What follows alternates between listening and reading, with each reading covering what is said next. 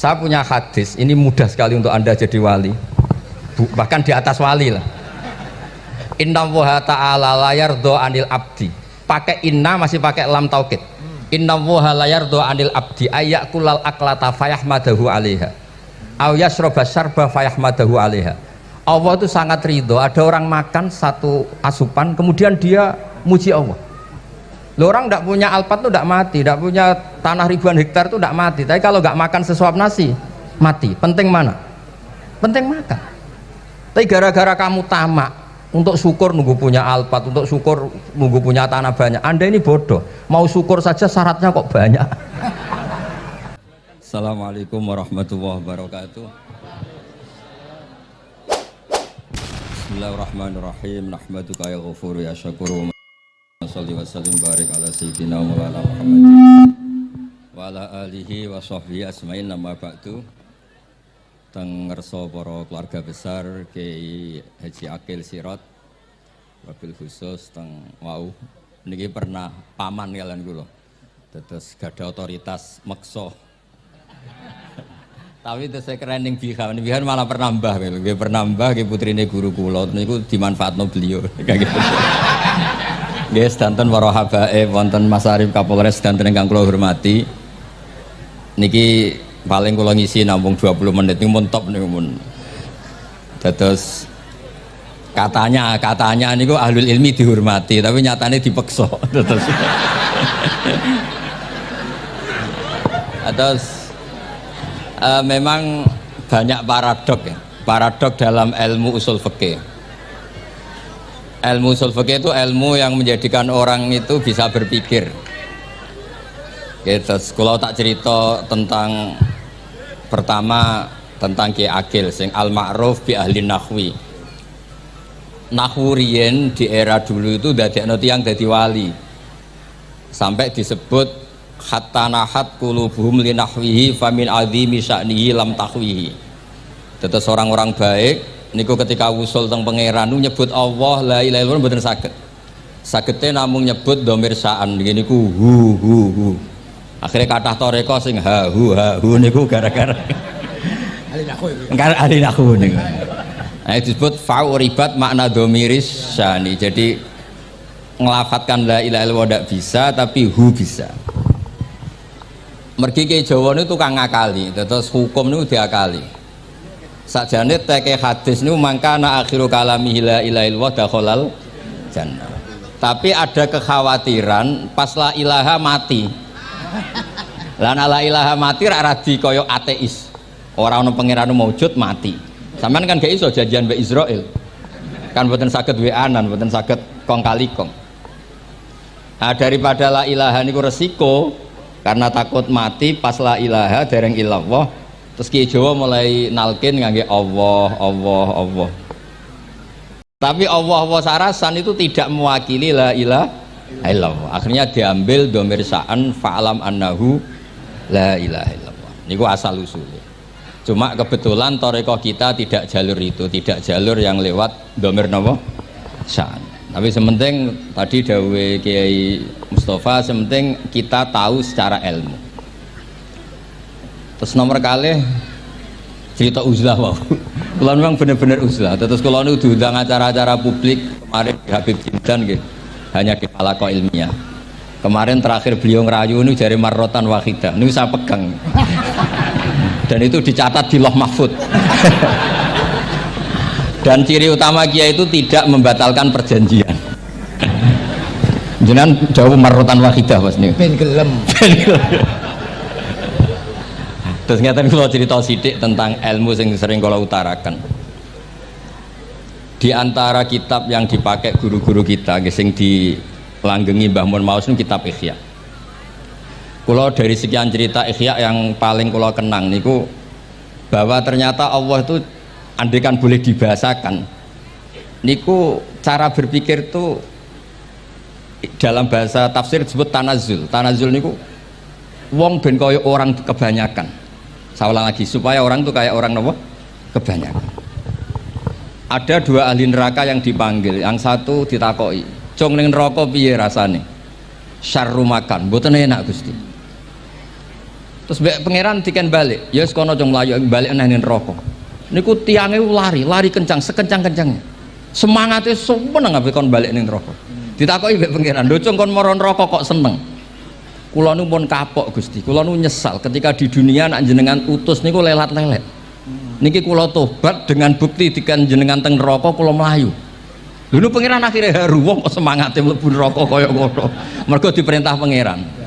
Ya dados niki ijazah jenengan akan mlebu neraka jenengan sing semangat nggih. Karena zaman ning donya sering diperintah Allah mboten napa? Semangat.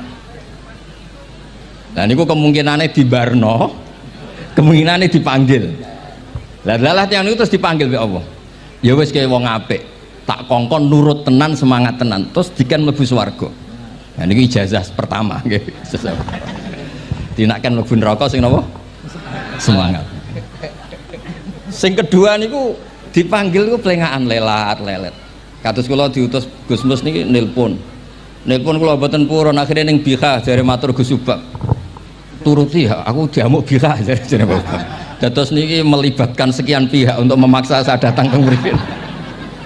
Aduh repot wong sawang kempek niku. Repot nyen repot. Mugi-mugi di sepuro ngoten. Yang kedua niku diken mlebu neraka malih ku lelat-lelet ndelok pangeran mboten semangat. Ditakoki mbek pangeran. Kenapa kamu tidak semangat? Saya itu tidak pernah ngira jenengan yang baik sudah masukkan saya ke surga kemudian jenengan nyuruh lagi saya ke neraka. Saya tidak pernah mengira engkau itu seperti itu. Terus Allah nggih ana indadzoni abdibi. Ya ora apa-apa swarga wae swarga. Ini dua ijazah untuk sampean supaya bisa masuk napa? Swarga. Terus kita tidak pernah tahu napa Gustofa ngundang kula nyenengno wong akeh ganjaran napa meksa wong alim dosa bener ngerti kula carane. Karena dalam ilmu usul fikih, kembali ke usul fikih kula nu gadah khazanah kathah tentang debate pangeran kalian nabi ini. Kathah mboten satu dua contoh di beberapa kitab tafsir. Suatu saat kula sering cerita niki, suatu saat Khalilur Rahman Ibrahim itu kedatangan Israel. Kamu mau apa? Mau matikan jenengan? Kata Nabi Ibrahim, harro'aital khalil yumitu khalilah. Mosok aku kekasih pangeran dipateni, mosok orang yang dicintai membunuh yang dicintai, orang yang mencintai seseorang kemudian membunuh yang dicintai. Tidak ada itu. Akhirnya Israel matur teng pangeran.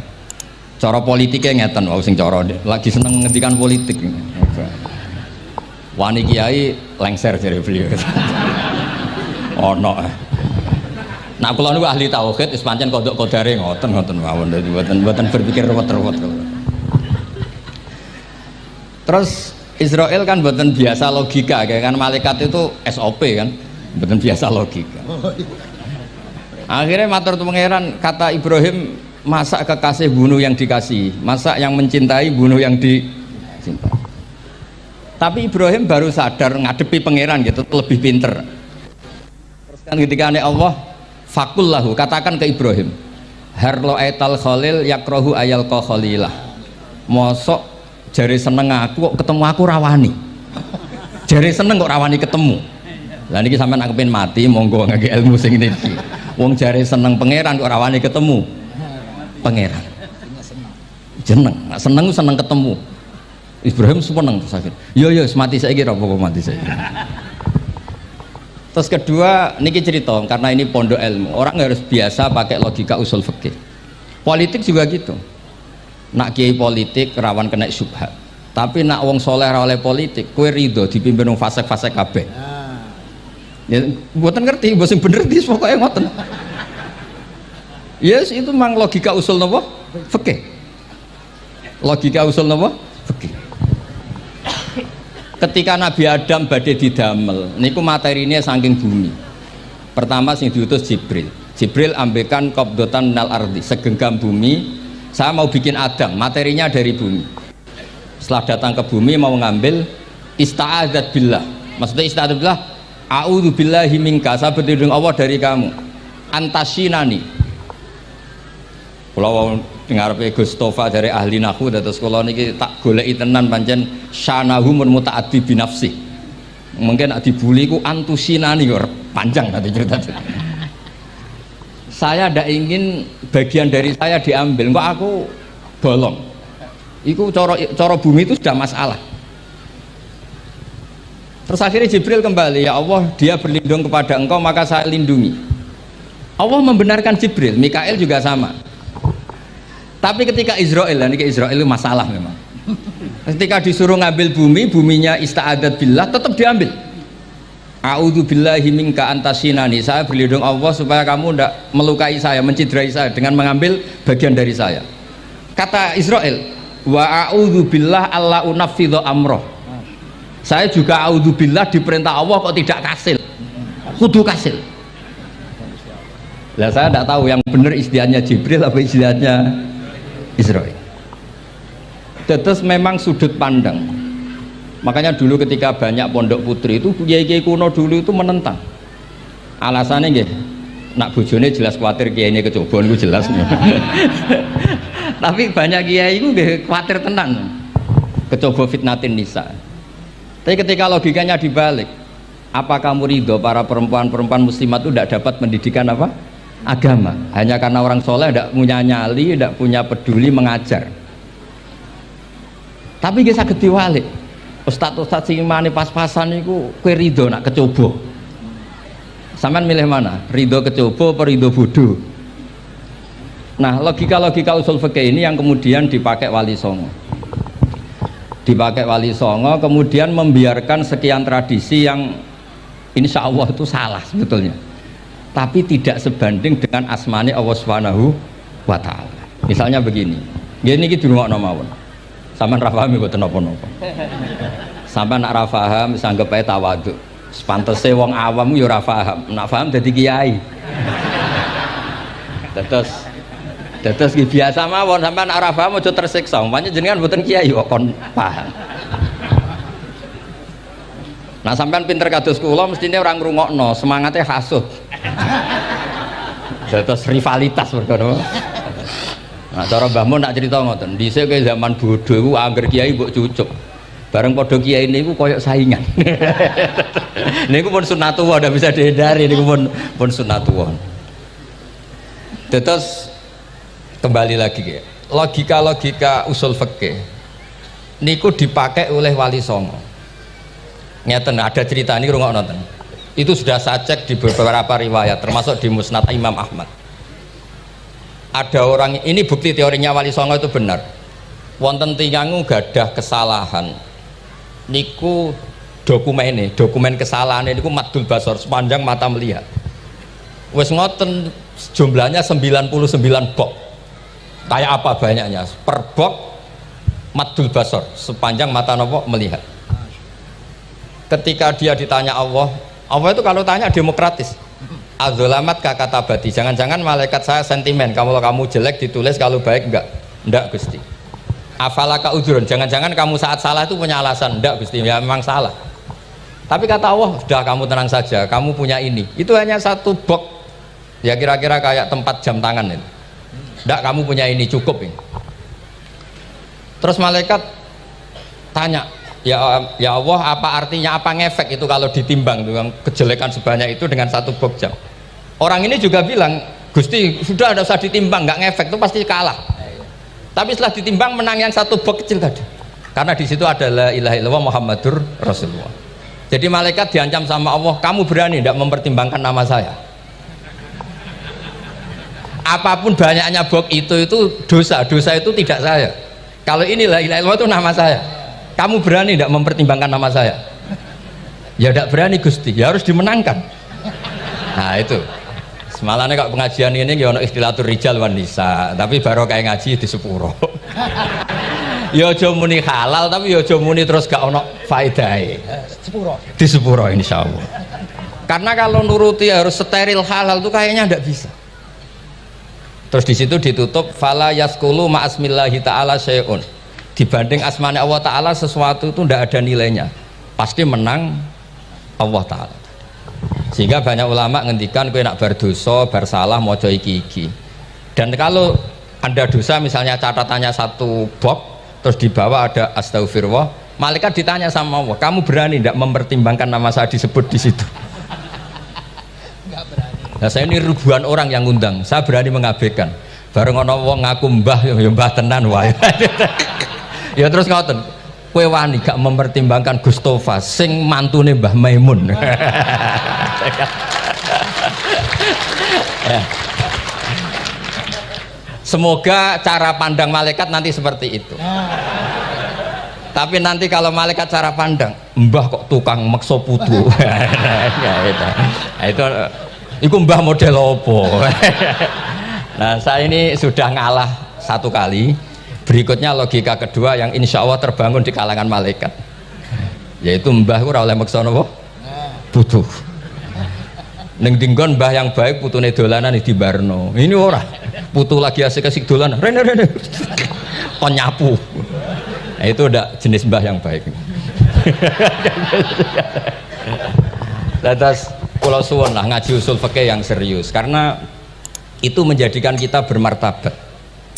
Kula niku sering lepas jenazah tangga-tangga kula nggih panggihane ndelok TV, nak bengi nggih ngelamun, ngayal suges, kadang yo ngapalo tikus sing liwat dhuwure saking ra ono penggawean.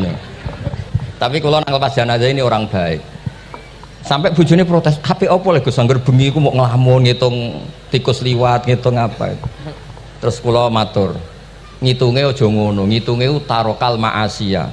Wong ning omah itu artinya tidak dugem, tidak melakoni maksiat.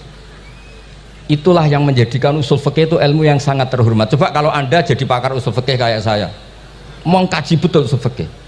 Orang tidur semalaman jangan bahasakan tarokat tahajud, wa tarokal witro, wa taroka qiyamal lail. Tapi bahasakan taroka zina, wa tarokal ghibah, wa taroka kada wa kada minal ma'asi. Keren buatan? Keren. Kalau kamu udah ahli usul fikih maka kiai kok amen turu, kiai kok guyon suwengi. Lu kiai guyon sungi itu melawan kiai itu ustaz juga manusia karena bengiku ya kepen nonton tapi kan buatan pantas akhirnya korbannya santri ini dijak guyon gak jelas lah apel neng rodo ya ora pantas ngelawan nafsu itu berat caranya ya dilalek-lalek no guyon itu lah muka-muka malaikat kabeh ahli usul fikih nganggep ngono iku perlawanan terhadap keinginan umpama maksiat. Malaikat ngaji orang. Makanya itu disebut di kitab usul fikih Tanghubul Usul itu izma min mubahin illa wa yatahaqqaqu bihi tarku haramim ma. Fa yalzamu minas sukun tarkul qatli wa minas sukut tarkul ghibah. Tidak ada sesuatu yang mubah kecuali saat Anda lakukan, saat itu juga Anda meninggalkan keharaman. Maka sebetulnya mubah ini punya nilai yang luar biasa yaitu tarkul haram atau tarkul ma'asi. Jadi sama ini sampai rumah kukar kukur, melebu metu, kukar kukur meneh, melebu metu, bariku turu angop ngorok. Nah semoga malaikat ini al usuli sehingga ngitung itu hada tarokal ma'asiyah kullaha. Hebat ini orang yang tinggal napa? Maksiat. Kayak nak malaikat itu jenis rada ekstrim. Alumni kempek suwengi ra tahajud ora witir ku alumni opo? Malah kalau niku ngaji usul fikih terus supaya diperdengarkan ke malaikat, supaya teorinya pakai usul nopo fikih. Jadi kalau melihat kita melakukan mubah niku dihitung tarkul nopo maas. Nah ini pentingnya ngaji. Kalau nate ditanya sama seorang dosen, Gus masa iya Quran yang katanya mutu semutu-mutunya kemudian ada ayat kulu washrobu, mosok urusan mangan gak usah disuruh orang juga makan, terus kualitasnya kulu washrobu itu di mana? Terus kalau jawab terus sorokan yang penting wopo rapat utawa seminar. Ndak ada rapat, ndak ada seminar itu kamu ndak mati, tapi kalau nggak makan itu mati. Penting mana? Ya penting makan. Lah iya, jadi orang itu lupa kalau sesuatu yang seserius itu karena menjaga nyawa yaitu makan. Terus karena makan tuh hal yang murah dianggap biasa, itu bahaya. Sehingga sebetulnya yang kita bisa jadi wali lewat hal-hal keseharian tidak bisa jadi wali karena tadi. Saya punya hadis, ini mudah sekali untuk Anda jadi wali. Bahkan di atas wali lah. Inna woha ta'ala layar do anil abdi. Pakai inna masih pakai lam taukid. Inna woha layar do anil abdi ayak kulal aklata fayahmadahu alaiha aw yasroba syarba fayahmadahu alaiha Allah itu sangat ridho. Ada orang makan satu asupan, kemudian dia muji Allah. Loh, orang tidak punya alpat itu tidak mati, tidak punya tanah ribuan hektar itu tidak mati. Tapi kalau nggak makan sesuap nasi, mati. Penting mana? Penting makan. Tapi gara-gara kamu tamak, untuk syukur nunggu punya alpat, untuk syukur nunggu punya tanah banyak. Anda ini bodoh. Mau syukur saja syaratnya kok banyak. Jadi sebetulnya kalau kita mau jadi wali itu cukup setiap makan itu kamu syukur. Fayahmadahu alaiha. Au yasroba sarba fayahmadahu alaiha. Makanya wali-wali dulu kalau didik raja yang sedang berkuasa itu ditanya, kamu